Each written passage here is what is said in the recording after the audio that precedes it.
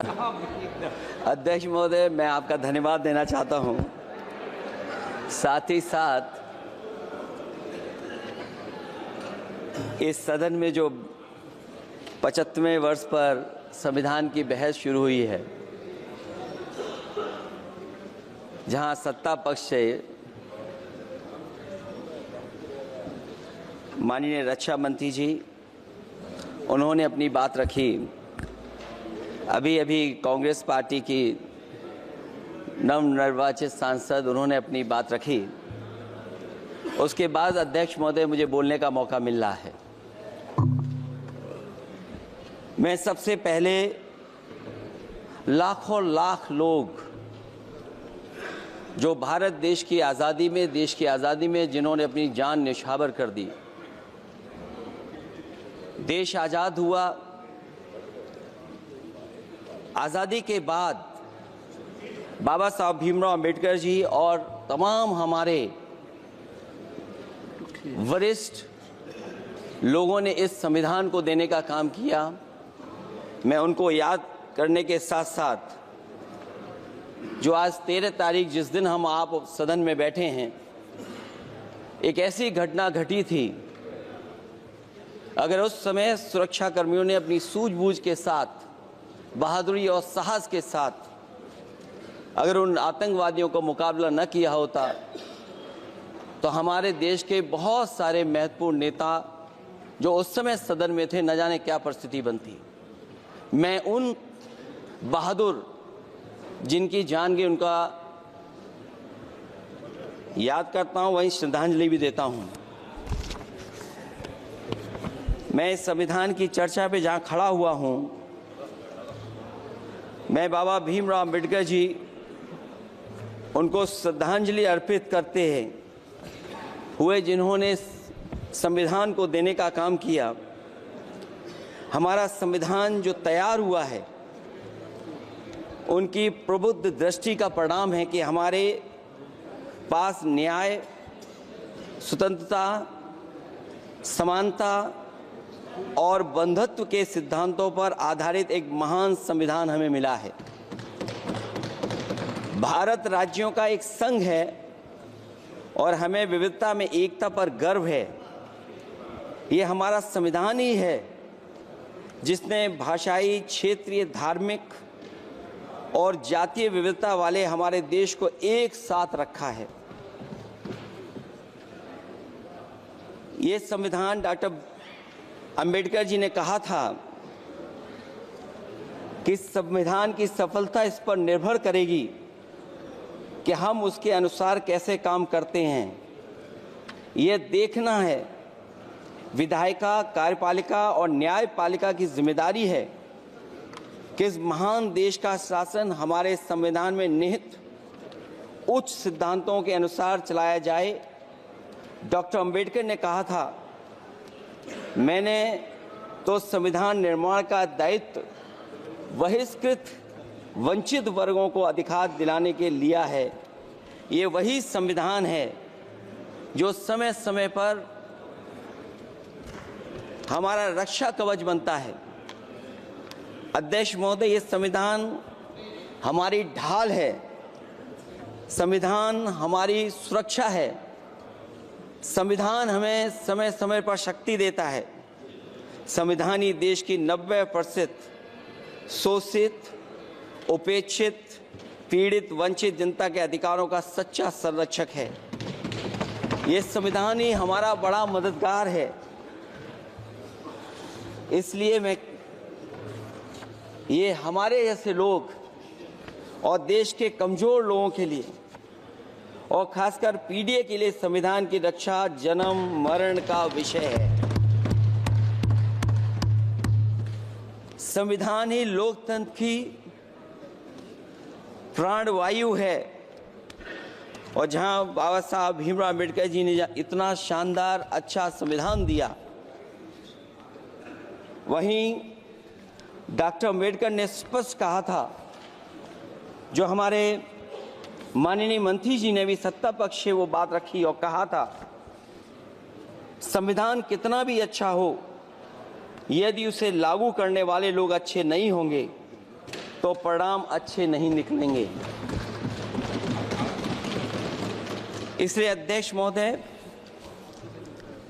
इस संविधान पर लगभग 75 वर्ष में के बाद भारत की संसद में फिर चर्चा हो रही है।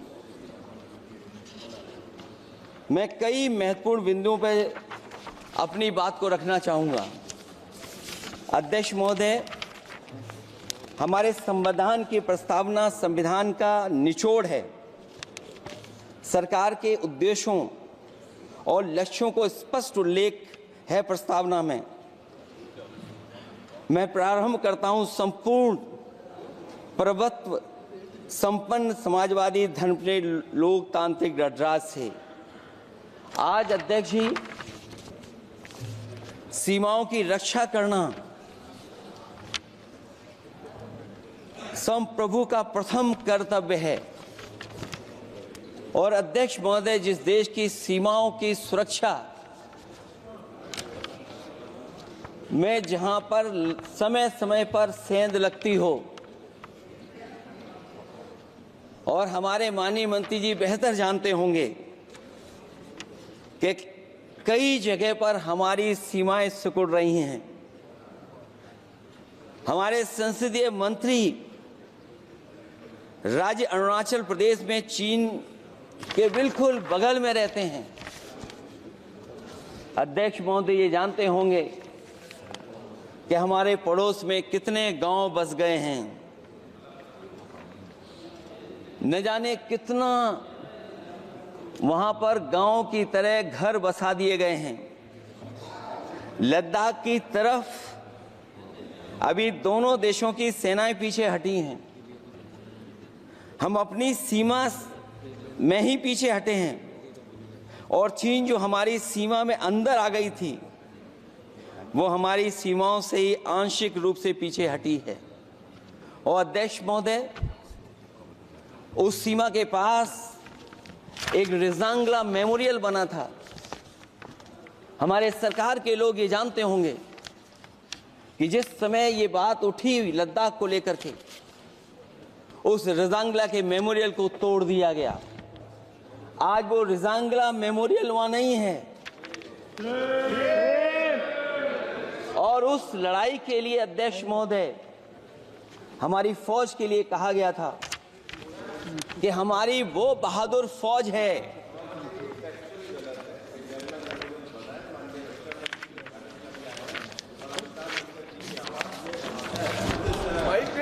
अध्यक्ष महोदय, यही तो फर्क है। कहां पर था, कहां पर बना अब। और अध्यक्ष महोदय, मैं सरकार को बताना चाहता हूं, अध्यक्ष जी, मंत्री जानते होंगे, मंत्री जी, केवल 12 किलोमीटर सड़क बनी थी, और पड़ोसी देश ने क्या क्या नहीं कहा गया। और वो समय आएगा जब हमें मानसरोवर और कैलाश पर्वत पे जाने के लिए भी वो देश हमें रोकने लगेगा। तो हमारी आज 75 साल बाद सीमाएं कितनी सुरक्षित हैं। क्या लद्दाख की वो फिंगर्स जहां पर हम पहले थे, क्या हमारी फौज वहीं खड़ी है कि नहीं खड़ी है? अगर आप रिजांगला मेमोरियल जानते होंगे, तो लद्दाख की वो सीमाएं जो हमारे देश के अंदर थी, क्या हमारी सीमा वहां तक है कि नहीं है? आज यही है। ये देश समाजवादी गणराज्य बने। समाजवाद का सरल शब्दों में अर्थ है कि समता और संपन्नता हो। लेकिन देश में अध्यक्ष महोदय, 2014 के बाद विषमता जिस तेजी के साथ बढ़ी है, उसकी कल्पना भी नहीं की जा सकती है। 140 करोड़ में से 82 करोड़ सरकारी अन्न पर जिंदा हैं। अध्यक्ष महोदय, जो देश को ये कहते हो कि हम दुनिया की सबसे तेज रफ्तार पे चलने वाली अर्थव्यवस्था बनने जा रहे हैं, 3 पर पहुंच गए और ऊपर जाएंगे। मैं सरकार से कहना चाहता हूं कि जब 82 करोड़ सरकारी अन्न पर जिंदा हैं, और दूसरी तरफ देश की संपूर्ण संपत्ति के 2/3 हिस्से पर कुछ परिवारों का कब्जा है। अगर सरकार में ये बहादुरी और हिम्मत है तो इस 60% गरीबी के रेखा से नीचे रहने वाले लोगों की पर कैपिटा इनकम क्या है? अगर आपकी अर्थव्यवस्था ऊंचाई पर जा रही है तो हमारे जो गरीब लोग हैं, जो 60% गरीब लोग हैं, उनकी पर कैपिटा इनकम क्या है? और जहां समय समय पर सरकार अपने आंकड़े देती है, कम से कम ये आंकड़े भी दे दे कि गरीबी रेखा पर जो नीचे रहने वाले लोग हैं उनकी पर कैपिटा इनकम क्या है। इससे स्पष्ट हो जाएगा कि 5% लोगों की पर कैपिटा इनकम क्या है। हमारा प्रेमबली कहता है कि धर्म निरपेक्ष गणराज्य बने, राज्य की निगाह में सभी धर्म समान हैं। हमारा सेकुलरिज्म हमें रिलीजियस इक्वलिटी का रास्ता दिखाता है। यही ना अर्थ इसका है। क्या इस पर सरकार अमल कर रही है? देश के 20 करोड़ से ज्यादा अल्पसंख्यकों के, विशेषकर मुसलमानों को दूसरे दर्जे का नागरिक बनाने का प्रयास चल रहा है। उन पर हो रहे अत्याचार प्रतिदिन बढ़ते जा रहे हैं। उनकी संपत्ति को लूटा जा रहा है, हत्याएं की जा रही हैं, घर तोड़े जा रहे हैं, उनके पूजा स्थलों पर कब्जा प्रशासन की मदद से किए जा रहे हैं। अगर ये धर्म निरपेक्षता तो धर्म शासित राज्य की क्या परिभाषा है? और हाल ही में हम लोगों ने अध्यक्ष महोदय उदाहरण देखा है कि किस तरीके से उत्तर प्रदेश में कई महत्वपूर्ण जगह पर इस तरह की घटनाएं जानबूझ करके की गई। मुझे याद है उस समय, जिस समय उत्तर प्रदेश का इलेक्शन चल रहा था, बहुत से लोगों को वोट डालने का अधिकार जिनको था उनको अधिकार से रोका गया और जो लोग वोट डालने जा रहे थे उन्हें डराया धमकाया जा रहा था। ऐसे इंतजाम किए गए थे कि ये वोट डालने के लिए वोट बूथ तक न पहुंच पाए। वो तस्वीरें अध्यक्ष महोदय न केवल हम लोगों ने देखी बल्कि पूरे देश और दुनिया ने देखी होंगी कि किस तरीके से उत्तर प्रदेश की सरकार के प्रशासन के इशारे पर एक पुलिस के अधिकारी ने महिलाओं को वोट से डालने से रोका और रिवॉल्वर दिखा करके कहा कि वोट डालने नहीं जाओगे। मैं उन बहादुर महिलाओं को बधाई देना चाहता हूं कि उन्होंने परवाह नहीं की और उन्होंने कहा कि इससे कुछ जान जाने वाली नहीं, अगर जान भी जाएगी तो हम वोट डाल करके आएंगे। क्या यही लोकतांत्रिक गणराज्य है? सच्चे लोकतंत्र में जनता संतापूर्वक मतदान के माध्यम से अपनी सरकार चुनती है। क्या हम सही अर्थों में लोकतांत्रिक व्यवस्था में जी रहे हैं, जहां सरकार मशीन और सरकारी मशीनरी के जरिए जहां चाहे अपनी सरकार बना लेती है, जनता के मत का कोई अर्थ नहीं रखे हैं, वह लोकतंत्र नहीं कहा जा सकता है। यह व्यवस्था जब तेजी से लोकतंत्र में तानाशाही की तरफ बढ़ रही है, हिटलर ने भी तो जनता द्वारा चुने जाने के बाद संविधान में संशोधन करके तानाशाही कायम कर दी थी। हमारी सरकार भी उसी के समांतर चलने का प्रयास कर रही है। प्रस्तावना में अध्यक्ष महोदय सामाजिक, आर्थिक और राजनीतिक न्याय दिलाने की बात है। अध्यक्ष महोदय, मैं जब सरकार की तरफ से माननीय मंत्री जी को सुन रहा था, उन्होंने जाति जनगणना को लेकर के कहा कि जाति जनगणना कराना चाहें तो करा लें। हम लोग तो उस पक्ष के धर लोग हैं, अगर आप करा सकते हैं तो आप कराइए। नहीं अध्यक्ष महोदय, जब कभी भी हम लोगों को मौका मिलेगा तो जाति जनगणना कराने का काम हम लोग करेंगे। सामाजिक न्याय समाज के अनुसूचित जाति, अनुसूचित जनजाति और अन्य पिछड़े वर्गों को न्याय दिलाने का बड़ा अस्त्र आरक्षण था, उसे समाप्त कर दिया गया है। आउटसोर्सिंग और कॉन्ट्रैक्ट बेसिस पर थोड़ी बहुत नौकरियां जो दी जा रही हैं, उनमें दलितों और पिछड़ों का कोई आरक्षण नहीं है। शिक्षण संस्थाओं और विश्वविद्यालय में प्रोफेसर्स और वाइस चांसलर के चयन के समय इनके आगे लिख दिया जाता है, एक नया शब्द का इजाद हुआ, NFS, नॉट फाउंड सुटेबल। सरकारी उपक्रम भेज दिए, प्राइवेट उपक्रमों में कोई आरक्षण नहीं है। अध्यक्ष महोदय, शिक्षा मंत्री जी सूची जारी करें, और अगर ये बात कहीं भी गलत है तो शिक्षा मंत्री जी सूची जारी कर दें। देश के सभी केंद्रीय विश्वविद्यालयों के वाइस चांसलर की ओर प्रोफेसर की एक, मैं तो कहूंगा अध्यक्ष महोदय कि शिक्षा मंत्री जी अगर ये सूची जारी कर दें कि जितनी भी सेंट्रल यूनिवर्सिटीज हैं और उनके माध्यम से जितने भी प्रोफेसर्स का अपॉइंटमेंट हुआ है, सब बात साफ हो जाएगी। आप केवल देश के 10% लोगों को ही ख्याल रख रहे हैं, बाकी 90% लोगों का आप ख्याल नहीं रख पा रहे।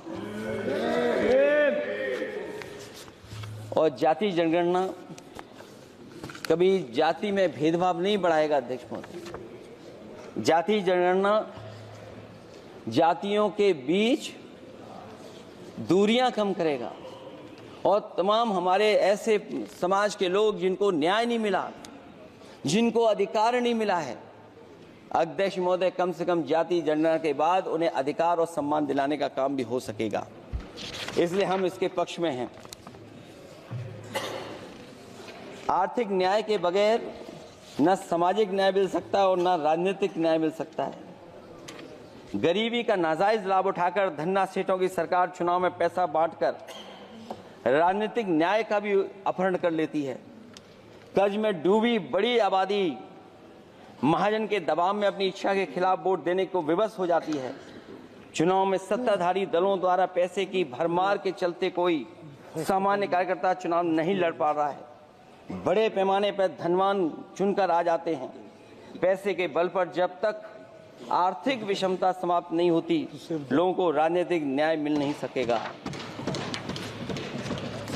प्रस्तावों में आगे जो लक्ष्य है, विचार, व्यक्ति, विश्वास, पंथ और उपासना की स्वतंत्रता, अन्याय के खिलाफ विचार व्यक्त करने पर जेल, अभिव्यक्ति की स्वतंत्रता का अर्थ है देशद्रोह। अगर भाजपा के मत के नहीं हैं, दूसरे धर्म के हैं तो प्रताड़ना के हकदार हैं। और अब तो उपासना करने पर भी दिक्कत है, क्योंकि हर मस्जिद के नीचे मंदिर खोजने वाले तत्व इस देश को शांति से रखना ही नहीं चाहते हैं। उन्हें कानून की कोई परवाह नहीं है। मैं इस मौके पर धन्यवाद देना चाहता हूं सुप्रीम कोर्ट का, कम से कम वो फैसला आया है जहां कुछ दिनों के लिए ये पाबंदी लगाई गई।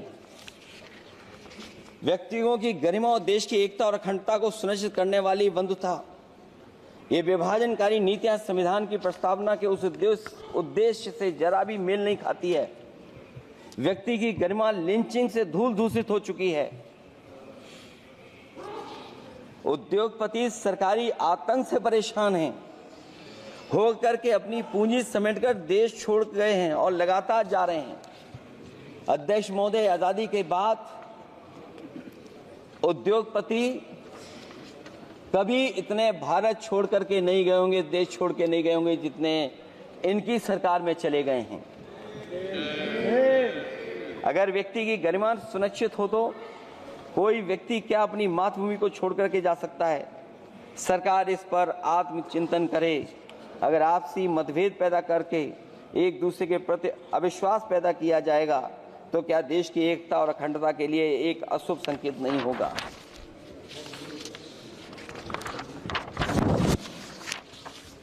अध्यक्ष महोदय, आर्टिकल 14 कानून के समक्ष समानता, भारत के अंदर किसी भी व्यक्ति को राज्य कानून के समक्ष समानता को डिनाई नहीं कर सकता है। हो क्या रहा है, एक ही कानून कुछ लोगों के लिए अलग है और दूसरों के लिए अलग।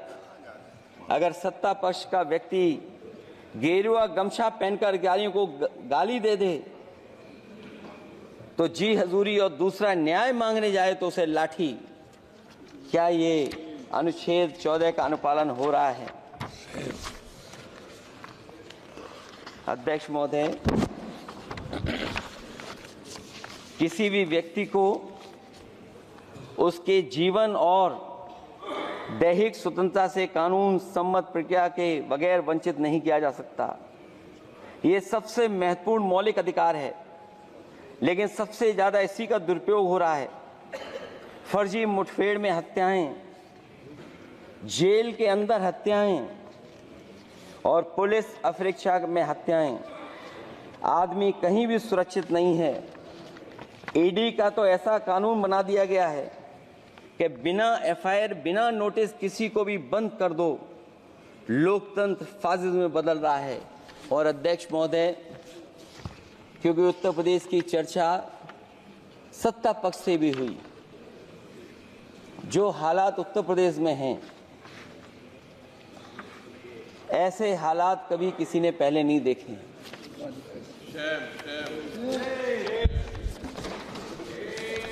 जहां पर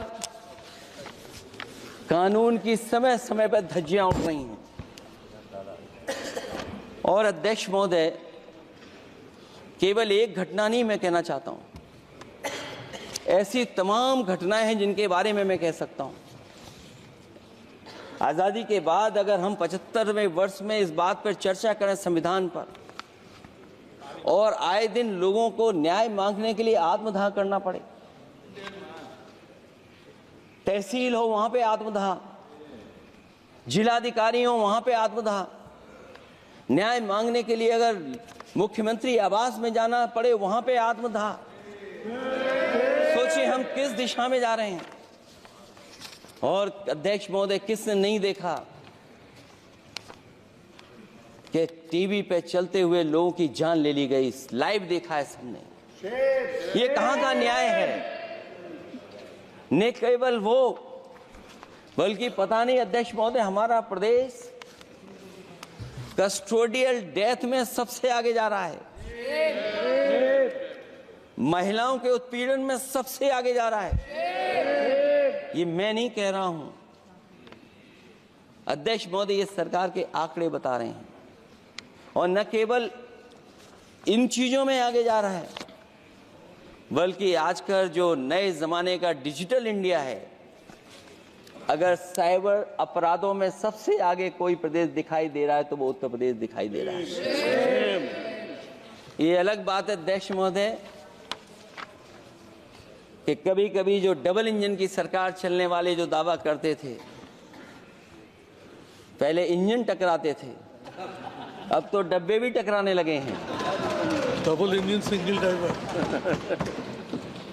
और होड़ लगी हुई है कि कभी किसी ने दिल्ली का रास्ता किसी माध्यम से अपनाया था, उसी रास्ते पे चल करके आगे बढ़ना चाहते हैं।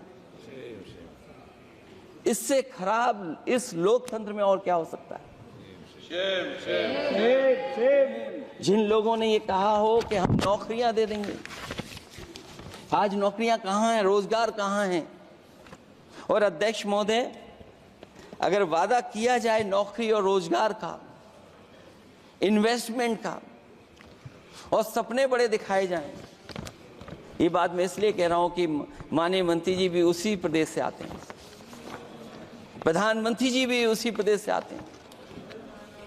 आज कई मायनों में, कई आंकड़ों में उत्तर प्रदेश पीछे दिखाई दे रहा है।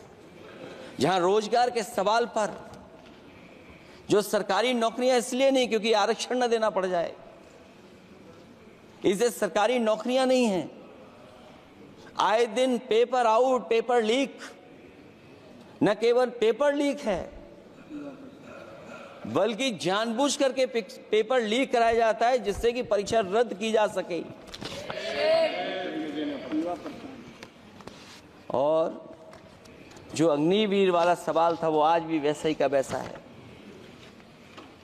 हम लोग अग्निवीर वाली व्यवस्था कभी स्वीकार नहीं कर सकते हैं जो पहले भर्ती जैसी होती थी। अध्यक्ष महोदय, अगर वैसी ही भर्ती होगी तो हमारी सीमाएं और सुरक्षित होंगी, हमारे और नौजवान जाकर के देश की असली पक्की वर्दी पहनने का काम करेंगे।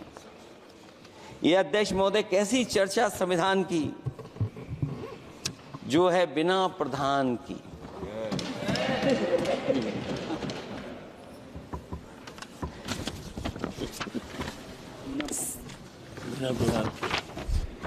अध्यक्ष महोदय, इस सरकार में जो लोकतंत्र के साथ खिलवाड़ हुआ है, इतना कभी खिलवाड़ नहीं हुई होगी।